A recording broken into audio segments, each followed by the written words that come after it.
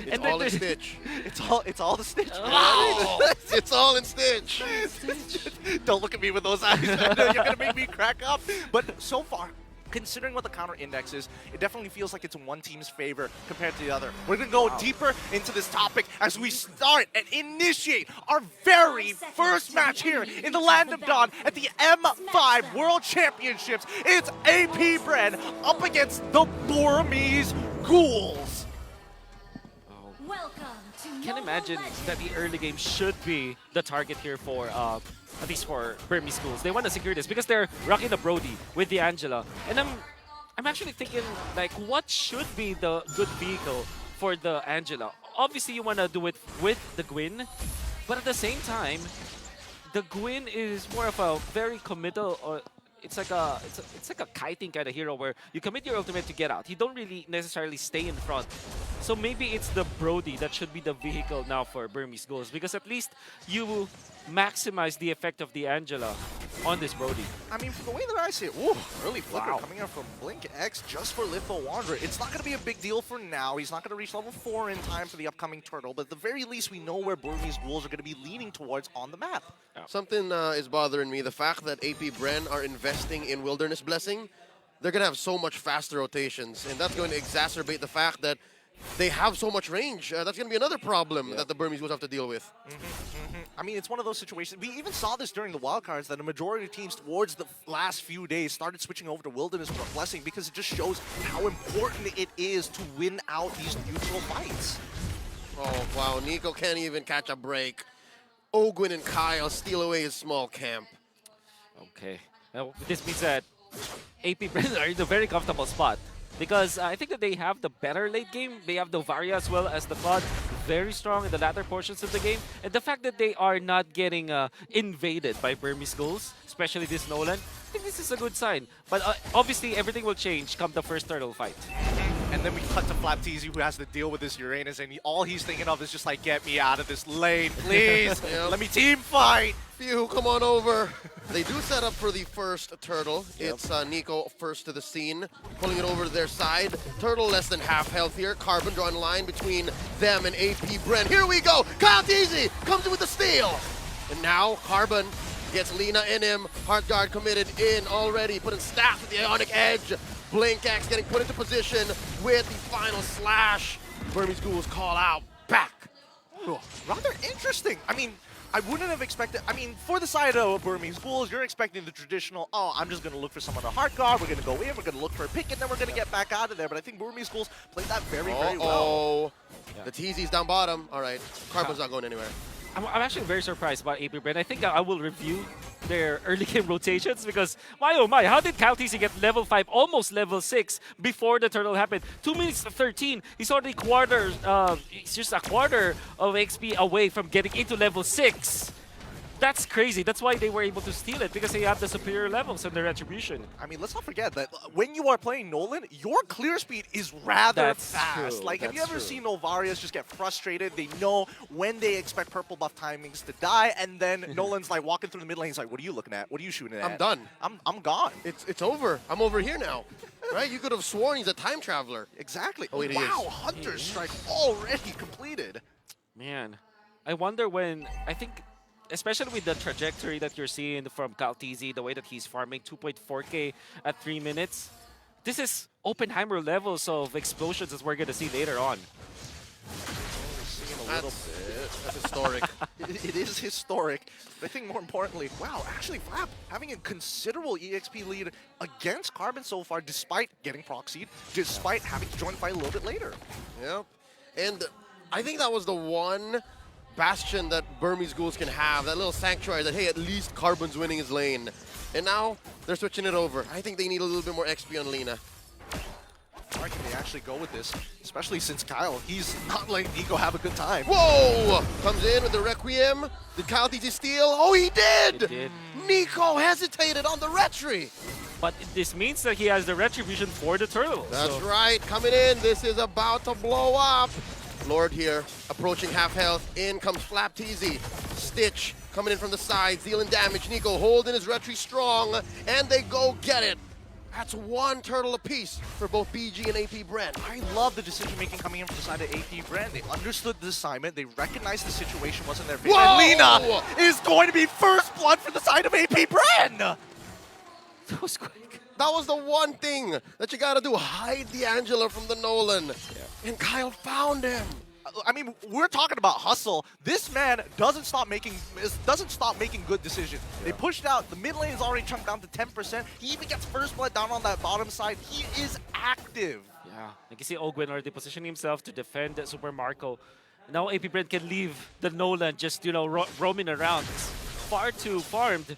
Even when he didn't get the second turtle, because of the amount of farm and the first blood that he was able to get and the number of creeps, jungle creeps that he was able to take away from Nico, look at him. He is level 10 compared to a level 8 Guinevere. He's always doing something. Yep. And he knows that this is the right thing to do against Burmese Ghouls, who are an initiative-based team. They want to be able to do the thing one after the other. 1, 2, 3, 1, 2, 3. It's up to their timing. But right now, it's Burmese Ghouls who's following AP Brent's flow. I would have considered that maybe the Burmese Ghouls were going to start getting some momentum during the mid game, but right now, just the raw smothering coming out from Kyle TZ alone, and the supplement of these fast rotations, making it really tough for Burmese Ghouls to find holes. And Guinevere is a jungler that you can count as a utility, but it still is purple buff dependent. So it's a very unique situation. Yeah, surely Guinevere is a pretty strong jungler now, but she's both farm dependent as well as utility, which is usually you can see only one or the other. But because of the fact that all of the purple buffs were taken away from him, Nico is going to have a very bad time in the mid game. Speaking of which, I mean, we're looking at mid lane Carbon. Might just get caught out here. Coming in, the conceal committed, final slash. Carbon gets a heart guard in him. Lina to the rescue. This Uranus ain't going anywhere. Blink holding this pixel brush, spotted by the actual echoes. Turtle getting beaten down. Burmese Ghouls pushing forward. Flapped easy from the back, looking for an angle. Nico wants to get it. Retribution is good. Nico scores it, and down goes Lina. That's a blazing duet considerably, dealing a lot of damage early on. Blink goes down. Ogwin gets the kill. Ogwin still staying in the vicinity. Carbon goes 3-0. AP Bren 3K ahead. Man, that was such a clean fight coming in from AP Brand. I mean, at the end of the day, Burmese Ghouls got the neutral objective, but at what cost? They would eventually get their orange buff, I believe, Nico. And Stitch stayed alive. So those are just some consolation prizes for Burmese Ghouls, but Gideon painted it well.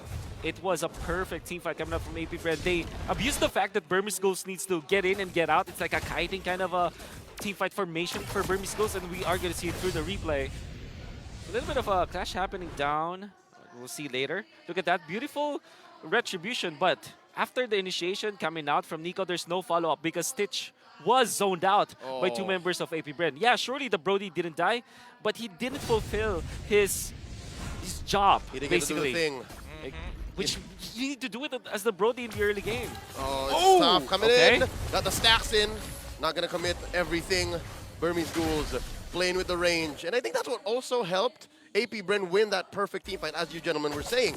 They have so much range. They have so much diverse initiations that it spaces out Stitch. Yeah, it really does. I mean, Nico didn't have his ult to actually follow up and start a new fight, but in the meantime, at least they got a shutdown on towards Kyle TZ at the attempt of attacking that purple buff side from Burmese Ghouls. At the very least, we're seeing that Burmese Ghouls are scaling, right? 2 items already completed for the side of Brody, maybe a third one on the way, and at this point, it's starting to get real dangerous, especially when you see Brody nearby. Okay, not only for AP Brand, but at the same time, Burmese Ghouls, if they just realize that this is actually their power spike, they need to make the moves now. Fortunately, they have this Uranus that can actually be the vision provider around the Lord area. And the fact that they have taken out the turtles rather quickly, this means that the Lord is spawning also rather early. Oh, and AP Bren know that this timing is key. Blink looking to get into that. Because AP Bren, they have the advantage coming in. They catch one. Ogwin in the skies. Carbon gets his eyes on him. I'm offended. They're trying to burst down the Roamer. They're trying to take down the Edith. And the Lord gets reset. AP Bren calling it off. I like this plan a lot, honestly. Oh! Final slash coming in. Carbon, he's in jeopardy. Gets the heart guard in just in the right time. 5th of his health coming back up, down to half. Nico commits. Both teams playing footsies, dancing around the Lord. And oh, so many ults spent from both sides, but neither have the advantage. Ogwin gets the Earth Shatter. Lord at half health, pulled just about an inch out, gets another reset. Stitch, a third of his health left. Not a good fight. Wow, the first reset was great from AP Bread. I think it was very smart. The second reset is weird, but now Burmese Ghouls, oh, they reset because they know that their lanes are in their favor. I mean, they found it. It might even get a pick. Blink, oh, gets spotted, gets bursted down. Super Marco gets the kill, and they're still going. Carbon keeping up, playing footsies with 3. In goes the old count, easy gets the Lord. This should be a retreat from the Burmese Ghouls, and they get sent down into the ground, but not for long because Carbon's still alive. Oh, gets taken down. Stitch as well in the back line. Few gets him, Flap Easy punished by Lina, but it's just too little too late. Ooh, what a great bait coming in from Super Marco to actually force in one more kill from the side of the Burmese Ghouls. He was playing on a fine line. What a reset coming out from AP Brain. At first glance, you would think that the second reset was weird, but then if you look at the map, the lanes are going to be pressured against Burmese Ghouls side, and that meant that Burmese Ghouls needed to disperse. And then AP Bren also took advantage of the massive XP difference. Countessy was level 14, while Nico was just level 11 during that Lord fight, and there was really no chance. And despite that gap, they still managed to find Nico with the knockup coming out from Ogwen, making it a no contest at all for the Retribution battle. AP Bren with a massive Lord Dance. I mean, the crazy part about it all is the fact that AP Brent gives so much Whoa! respect. Oh, he's fine, but oh, wait. Got the Purify in. Big fight coming up. Final slash puts Nico right under the ground, taking a dirt nap while the rest of AP Bren destroy that inhibitor up top. They're moving along. Lord's still standing. I'm telling you, AP Bren are playing so respectful. I feel like in these types of situations with this kind of a lead, they start getting right up into your face. But against Burmese Ghouls, they're forcing out resources. They're starving them out. They're trying to burst down Stitch in the middle of their base. Oh, there's an onward. Carbon gets sent into the skies. Heart Guard into him. Super Marco still barreling away. Blink looking for the pull. Still does not have the ult. Flapteezy down. Torn apart memory, tearing him in half. Super Marco very low. Carbon still alive. A tenth of his health. Oh, he goes. Few takes him down. 1 for 1. Oh man, Few just literally showed how much gold they have when it comes to advantage. That's just skill number 2, and he gets so much damage with the Impure Rage against the Uranus. And I believe that Carbon is not yet that farmed, especially because he's struggling. I mean, like, he needed to secure the front lines for the team. That meant that a lot of farm might have been taken away from him.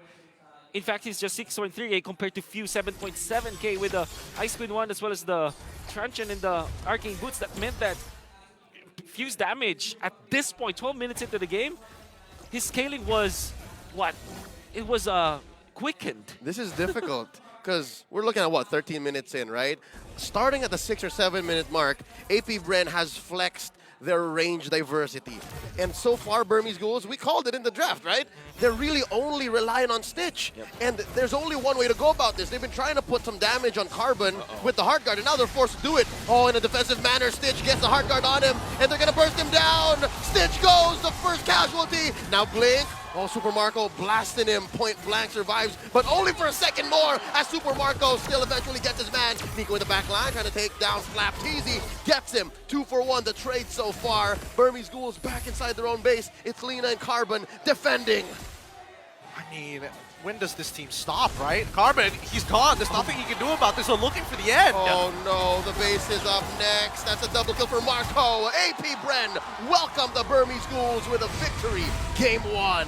Woo, what a game secure coming in for the side of AP Bren. Like, initially it was a back and forth, and then all of a sudden, you feel the growing snowball. You feel the way that they are just smothering you each and every attempt that you make. I felt that the AP Bren were the snakes, were the pythons actually, where they just constricted, slowly and surely taking the breath away from Burmese Ghouls, taking the air out. It was a very calculated, like, constriction.